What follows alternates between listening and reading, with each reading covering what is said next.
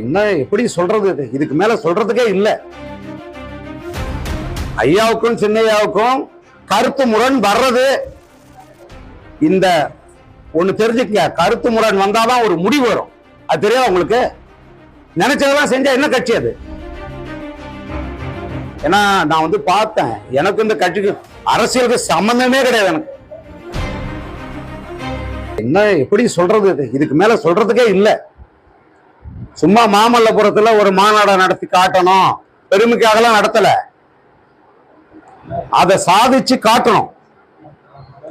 சமூக நீதிங்கிற பேர்ல அம்பேத்கரையும் பெரியாரையும் கார்ல் மார்க்ஸையும் போட்டுக்கிட்டு குழப்பம் நடத்துற கட்சி திமுக. அதுக்கு எதிராக ஆட்சி பண்ணிக்கிட்டு திமுக நினைச்சிருந்தால் இன்னைக்கு 5வது ஆண்டு, 4 ஆண்டு காலமாக ஏமாத்திக்கிட்டு இருக்காங்க. அதை நடத்த வைக்கிறதா அந்த மாநாட்டுடைய வேலை. அதை நடத்த வைக்கணும்னா என்ன செய்யணும்? எப்படி முடியும்? 15 லட்சம் இளைஞர்கள் குறைஞ்சது அங்க வரணும். சும்மா மூட்டு போனது கை கால் போனதெல்லாம் அங்க வரக்கூடாது. இவன் தான் அடுத்து அடிச்சு உடைக்கணும் எல்லாத்தையும். நமக்கு எதிரான தடைகளை உடைக்கணும் எல்லாத்தையும். ஒரு ஆள் ஊர்ல இருக்கக்கூடாது.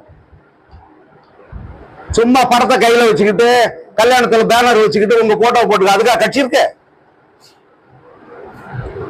இதுல அனுபவிக்க போறது அத்தனை சமுதாயமும் ஒடுக்கப்பட்டு கீழே தள்ளி மிதிச்சிட்டு இருக்கிற வஞ்சிக்கப்படுற அனைத்து சமுதாயத்துக்காக பாட்டாளி மக்கள் கட்சி போராடிக்கிட்டு இருக்கு. இவங்க 2 பேரும் என்னங்க எவ்வளவு போராடுறாங்க, எவ்வளவு உழைக்கிறாங்க, அதெல்லாம் வீணா போய்கிட்டு.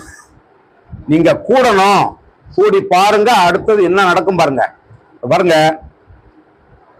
தமிழ்நாட்டில் இருக்கிற தலைவர்கள்ல இந்தியாவை ஆளக்கூடிய தகுதி யாருக்கு இருக்கு? ஒரு ஆள் சொல்லுங்க, என்கிட்ட சொல்லுங்க, நான் சொல்றேன். யாருக்கு இருக்கு? தமிழ்நாட்டே ஆளுறது தகுதி இல்ல, இந்தியாவை ஆளக்கூடிய தகுதி யாருக்கு இருக்கு? அவருக்கு தான் இருக்கு. ஆனா அவரை நமக்கு என்ன பண்ணி வச்சிருக்கோம்? அவரை எதுங்கையில போட்டு வச்சிருக்கோம். 4 விழுக்காடு 5 விழுக்காடுக்குள்ளே அடைச்சு வச்சுக்கிட்டு இருக்கோம். ஒண்ணும் இல்லாதவங்க ஆட்சியில் அமர்த்திக்கிட்டு இருக்கோம். இந்த முறை 2026 ஆட்சியை முடிவு செய்ய போறது பாட்டாளி மக்கள் கட்சியா மட்டும்தான் இருக்கும். இது கற்பனையோ அதுவோ இல்ல, அதுதான் நடக்கும். அப்படியாப்பட்ட நகர்வு தான் போயிருக்கு. அதுலதான் எல்லாம் நடுங்கி போயிருக்காங்க. ஐயாவுக்கும் சின்னையாவுக்கும் கருத்து முரண் வர்றது, இந்த ஒண்ணு தெரிஞ்சுக்க, கருத்து முரண் வந்தாதான் ஒரு முடிவு வரும்.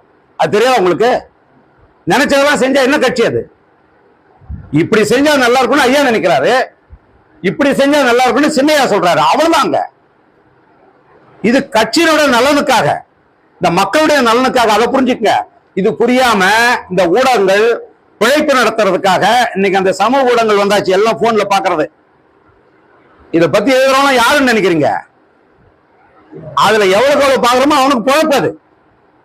ஆனா இவனுங்க அப்படி பண்ணிய நம்ம கட்சியை பெரிய கட்சி ஆகிட்டாங்க.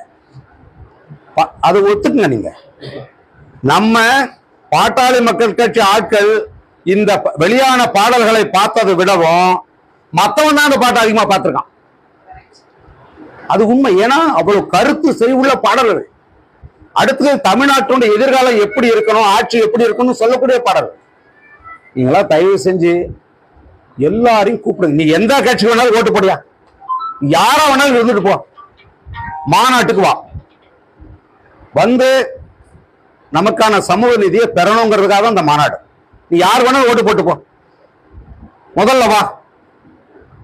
இன்னமும் திமுகவுக்கும் மற்ற கட்சிகளும் ஓட்டு போட்டு உங்க ஆசை அடங்கலையாப்பா? என்ன சாதிக்க போறீங்க? உங்க பிள்ளைகளை கொத்தடிமைகளாகவும் அடிமைகளாகவும் கூலிக்காரனாகவும் வச்சுட்டு சாக போறீங்களா? இந்த இளைஞர்கள் ஊரை விட்டு ஓடிக்கிட்டு இருக்காங்க எல்லாரும். நம்ம மண்ணுல நம்ம ஆளுறதை விட்டுட்டு என்ன வேலை பண்ணிட்டு இருக்கோம்? அதுக்காக தான் இந்த மாநாடு. எனக்கு உண்மையிலேயே இந்த மே 11ஆம் தேதி தான் முக்கியமான தேதி. வாழ்க்கையிலே அப்படி தோணுது எனக்கு. பதைப்பா இருக்கு. கூட்டம் கூடாம போயிடும்லாம் நினைக்காதீங்க. அரசு கட்டுப்பாடுகளை விதிக்கும், நிபந்தனைகளை விதிக்கும். ஏன்னா இந்த சமூக நீதி பெறக்கூடாதுன்னு அரசாங்கம் நினைக்குது. அது எப்படி உங்களுக்கு தளர்த்தி கொடுக்கும்? ஆனாலும் அவங்க விதிக்கப்படுற கட்டுப்பாடுகளுக்குள்ள பெரிய கட்டுப்பாடுலாம் ஒண்ணு இல்லைங்க. அந்த ஊருடைய வாகனத்தை ஓட்டி வர்ற ஆளுடைய லைசன்ஸ் கேட்கறாங்க, அப்புறம் அவங்களுடைய ஒரு படம் கேட்கறாங்க, வண்டியோட நம்பர் கேட்கறாங்க. அது ஒன்றும் தவறு இல்லை. அது வந்துச்சுன்னா நமக்கு எத்தனை லட்சம் பேர் வந்தாங்கன்னு, ஒரு வண்டிக்கு 30 பேர் வந்தாங்கன்னா கணக்கு தெரிஞ்சிடும். யாரும் ஏமாற்ற முடியாது. அப்படிதான் நீங்க நினைக்கணும். யாரும் பயமுறுத்துறதா அச்சுறுத்துறதா தயவு செஞ்சு நினைக்காதீங்க. ஏன்னா நான் பார்த்தேன், எனக்கு இந்த கட்சிக்கு அரசியலுக்கு சம்பந்தமே கிடையாது. எனக்கு இந்த தேர்தல் மூலமாக நான் எல்லா முகங்களையும் நான் பார்த்தேன். இந்த கட்சியில உண்மையிலே யார் யார் உழைக்கிறாங்க. ஏன்னா நான் கதை எழுதுறாள், ஒரு படத்துல நடிக்கிற 150 பேருக்கு நான் தான் வசனம் எழுதணும். எதிரில் உட்கார்ந்துருக்க அவருக்கு நான் தான் எழுதணும், எனக்கு நான் தான் எழுதணும், இவருக்கு எழுதணும். என்கிட்ட யாரும் நடிக்கவே முடியாது. நான் பார்த்தேன் இந்த கட்சியா எப்படி இருக்குன்னு நான் பார்த்தேன். இது ஐயா கிட்டையும் நான் பேசியிருக்கேன், சின்னையா கிட்டையும் நான் பேசியிருக்கேன். இந்த கட்சி அதிகாரத்தை பிடிக்கணுங்க. சும்மா கை தட்டிட்டு அது பண்ணிட்டு போறாங்க. அந்த கதையெல்லாம் கூடாது. 2026 நமக்கான இடம் அதிக அளவுல எல்லாரும் மலைக்கிற அளவுல உறுதி செய்யப்படணும். நம்ம சமூக நீதியை பெற்று தரணும். சாதிவாரி கணக்கெடுப்பு நடத்து, எங்களுக்கான பங்குகளை பிரிச்சு கொடுக்கலன்னா நாங்க கொடுக்க வைப்போம். அதுக்குதான் இந்த மாநாடு. கொடுக்கலன்னா நாங்க கொடுக்க வைப்போம். அத சொல்றதுக்கு நீங்க எல்லாரும் வாங்க. எவ்வளவு உழைப்புங்க. ஏங்க, ஒரு மருத்துவ படிப்பு படிச்சுட்டு ஒரு மருத்துவமனையில ஒரு மருத்துவராக இருக்கிறத விட்டுட்டு தேவையாங்க இந்த வயசுல அண்ணனுக்கு? அவருக்கு தேவையா? அவங்க மூளைலாம் எவ்வளவு பெரிய மூளை தெரியுமா? அது ஒரு எனக்கு எங்க நடக்குதுன்னு எனக்கு தெரியல. உள்ள வந்தா மருத்துவமனையா இருக்கு. என்னையா மருத்துவமனை கூட்டு போறீங்க அப்படின்னு இந்த உலகத்துல எங்கேயாவது ஒரு மருத்துவர் ஒரு மருத்துவமனைக்குள்ள ஒரு கட்சி அலுவலகத்தை வச்சு கூட்டம் கூடி தினமும் யார் யாரெல்லாம் வருவீங்க? இந்த மனம் யாருக்கு வரும்? அப்படிப்பட்ட ஒருத்தர் இந்த கட்சியில் இருக்கார். இப்படிப்பட்ட ஒரு கட்சி பாட்டாளி மக்கள் கட்சி. ஒன்றும் சும்மா விளையாட்டான கட்சி கிடையாது. சும்மா இன்னைக்கு இங்க இருக்கலாம் அங்க ஓடலாம்னு நினைக்கிற ஆள்லாம் கிடையாது. இங்கெல்லாம் வாழ்நாள் முழுக்க இந்த கட்சிக்காக வச்சு கிடக்குது. இவரெல்லாம் என்ன சொல்றதுன்னே தெரியல. இவங்களாம் நம்ம என்ன திருப்பி தர போறோம்?